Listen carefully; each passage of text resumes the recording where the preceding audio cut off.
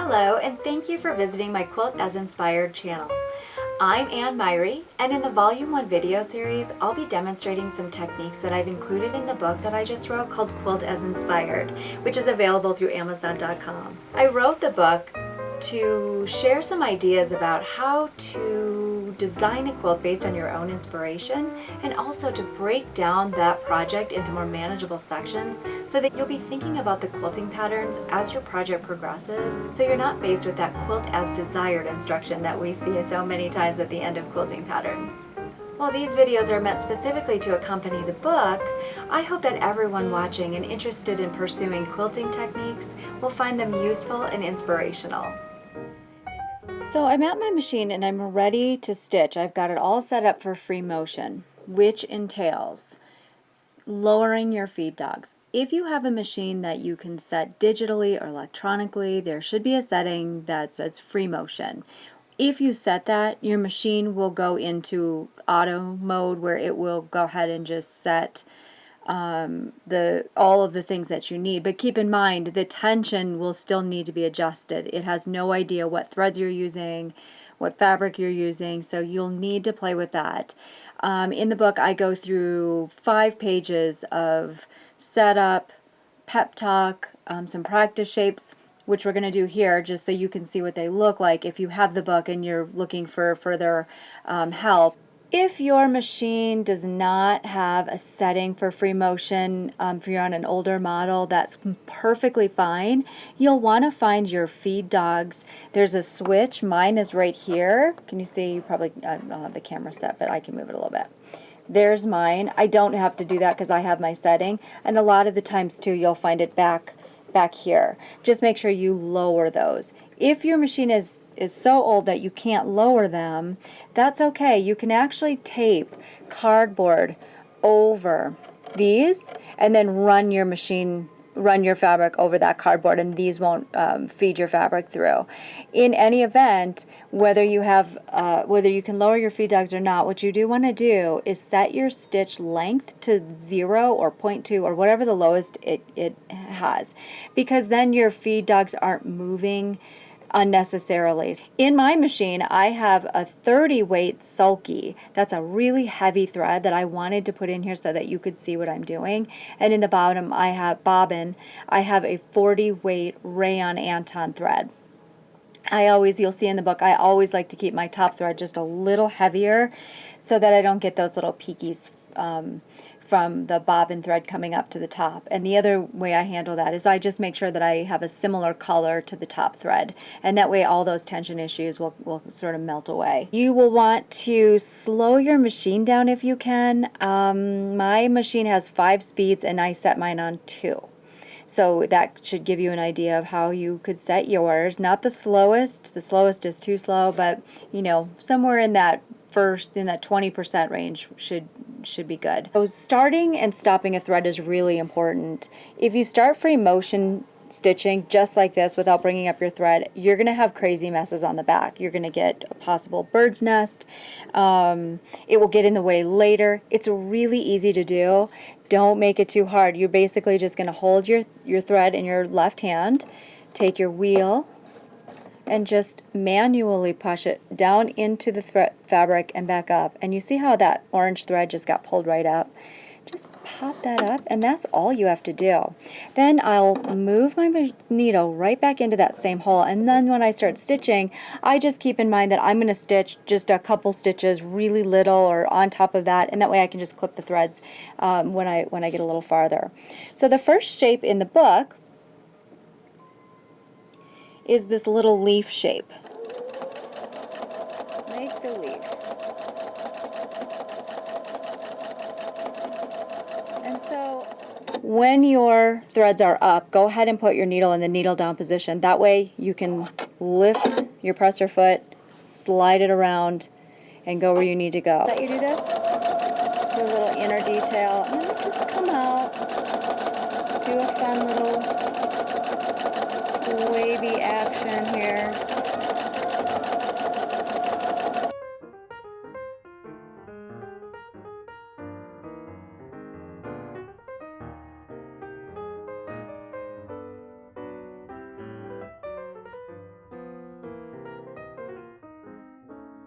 Okay.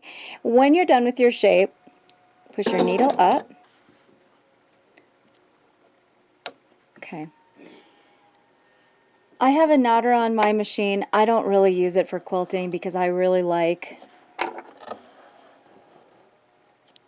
to weave my ends in. When you're on the back, you can pull your back thread and pull that top thread to the back. Okay, and it's already kind of got a little knot in it, so I'm not going to knot it further, but I am going to put it on. Oh, let's get in the camera here. This self-threading needle, and then just weave this into the batting.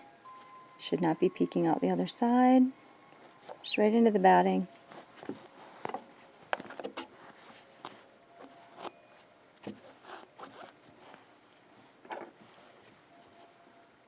And then clip it.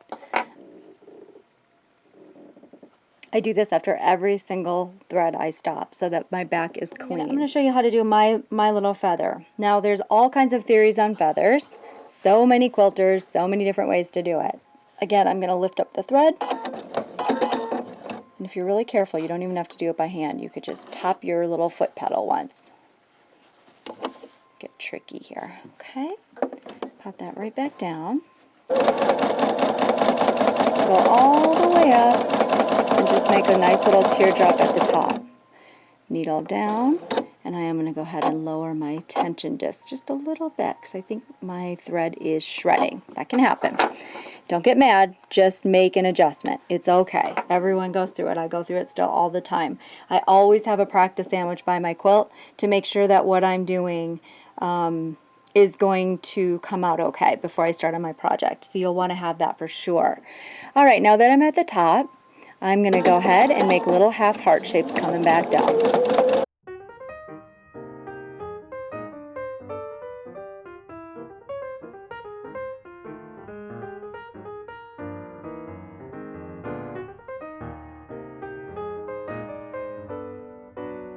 Okay, stop, take a breather. What I'm going to do is I'm going to continue that spine right up along here and then just do the hearts coming all the way back down. I'm not going to travel on the spine. I'm actually going to take and go right alongside it so that's got a little, an actual three-dimensional spine. It's really pretty.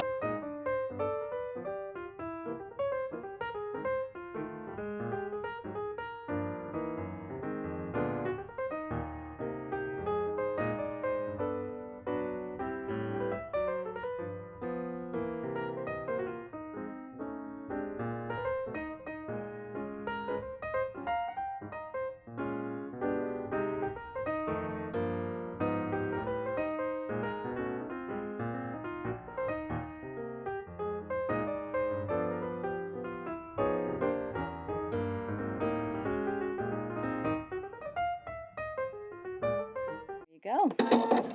Lift up, clip the threads, turn it over, and you pull up on it. The thread is right there for you. Kind of snug it up, pop it on the self-threader. These are so great, especially if you have teeny tiny little threads that you need to weave in. These are essential. And the trick to them so that the thread doesn't come out while you're pulling it through is just pull it through real slow. And any which way, it doesn't really matter. I try to go underneath some other threads just so it locks into place. Pull it through, clip your threads. Next shape is just a wonky little heart. That should be pretty easy after this feather and leaf. Pull up the thread. I talked about these in another video. These little grippers are really great for me. I typically don't quilt on anything bigger than maybe 24 to 30 inches as I do all of my quilting in sections and then I put them together as demonstrated in the book. But these are great. As the pieces get heavier or if I'm doing a long strip, these will grab the fabric for me. You can use Myhre's gloves. There's a couple different brands of gloves out there. For me, taking gloves on and off is kind of a pain. I don't know. I'm just lazy. There's fingertip things that you can get, but these are just sitting here ready to go, and then when I'm done, I don't need to take anything off or, you know, worry about where are they. These just live right here underneath my extension table. I used to use a Supreme slider. When I did bigger pieces, I don't ever plan on doing that again, so I don't need the slider. Besides that, I always forget that I have the slider on, so then when I go attach my walking foot and another foot, I stitch right into it. I'm way too irresponsible to be having anything that I don't need attached to the machine. Otherwise, my mind just does not remember that kind of stuff. Okay, so the heart.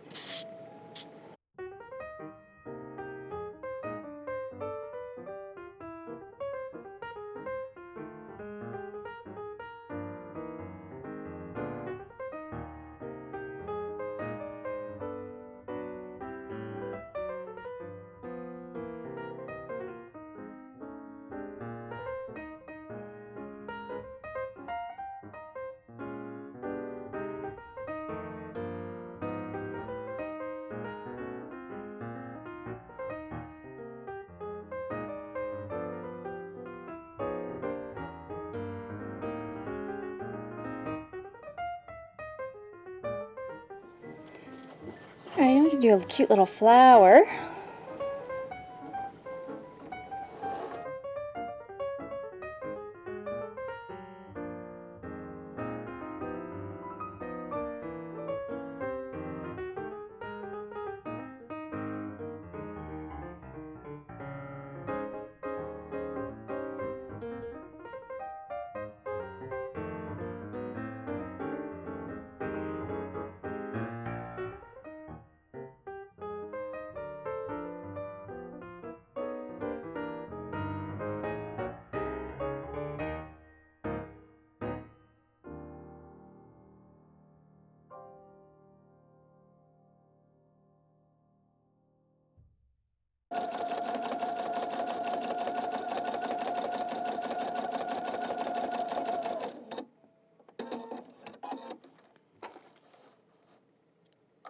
Last shape we did in the book was just this little bloopy.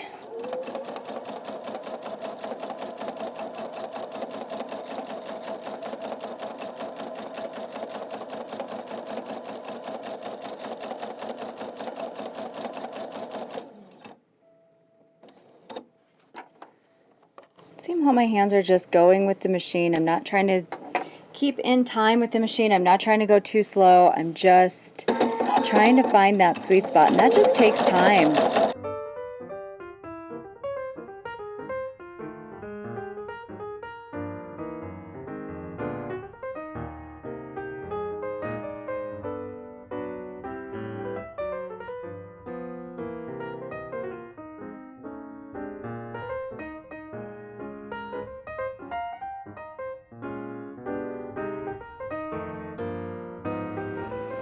Alright, now that we've done that, I'm going to go ahead and just work a basic stipple pattern in the back.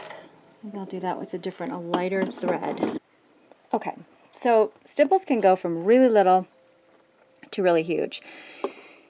Keep in mind the scale when you're working a stipple. You know, if you're doing an all-over stipple in the background, you can keep those lines about an inch apart, even more. Something small like this, I'll probably do 1/2 inch, maybe 1/4 inch, and try not to do like a stipple all the way here and then all the way back and all the way, because you're going to get a pretty obvious line if you don't meander them together. So my approach is just to kind of come up, maybe come back around, fill this corner, and then come up and around. You'll see what I mean. Just try not to do linear stippling, if that makes sense. And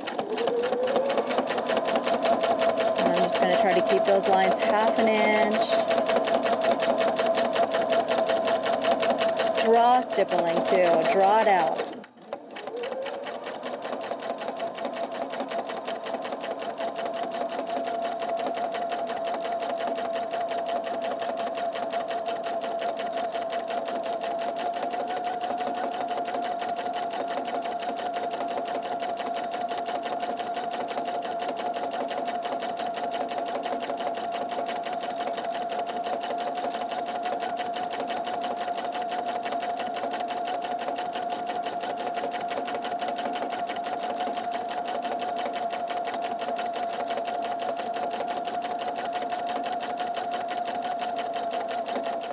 as it gets closer to the edge and it's hard to hang on to, that's where this comes in really handy. I basically can just do this with one hand. My left hand even.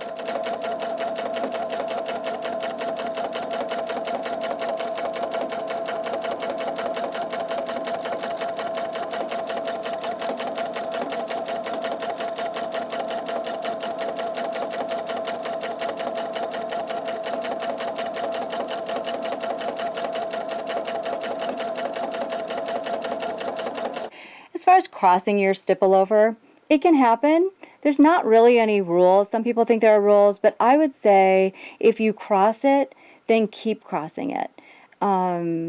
Anything that is not intentional doesn't necessarily mean it's a mistake. It's just that you want to keep consistent so that it looks intentional. That's sort of the secret.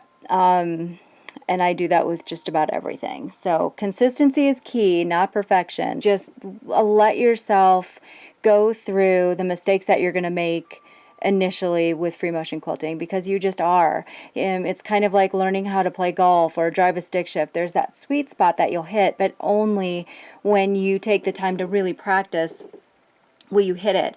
I was horrible at free motion stitching when I first started. It was ridiculous. I was like, oh my gosh, I'm going to get a long arm machine.